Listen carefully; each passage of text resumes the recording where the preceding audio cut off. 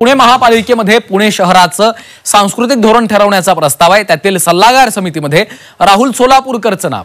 गेल्या 3 वर्षांपासून त्याचं काम सुरू आहे। अजूनही या प्रस्तावाला मंजुरी मिळाली नाहीये। मात्र सोलापूरकरचं नाव समितीमध्ये असल्यामुळे नव्या वादाची शक्यता वर्तवली जाते। तर राहुल सोलापूरकरला पुणे शहर सांस्कृतिक धोरण समितीवर घेतल्यामुळे जितेंद्र आव्हाड यांनी ट्विट करून टीका केली आहे।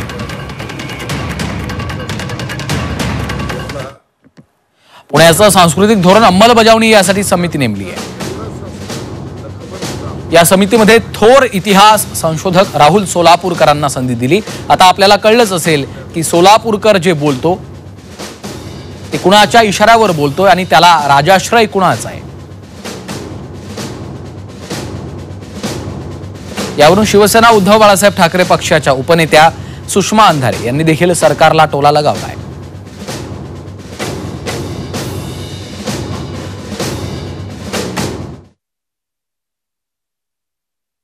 देवेंद्रजी, आता एक काम करा, राहुल सोलापूरकरची तर नियुक्ती आपण करा, परंतु याच्यामधला एक महत्वाचा संदर्भ ग्रंथ पुरवणारा माणूस म्हणून त्याच्यामध्ये आपण प्रशांत कोरटकर सारख्या माणसांना पण घ्या।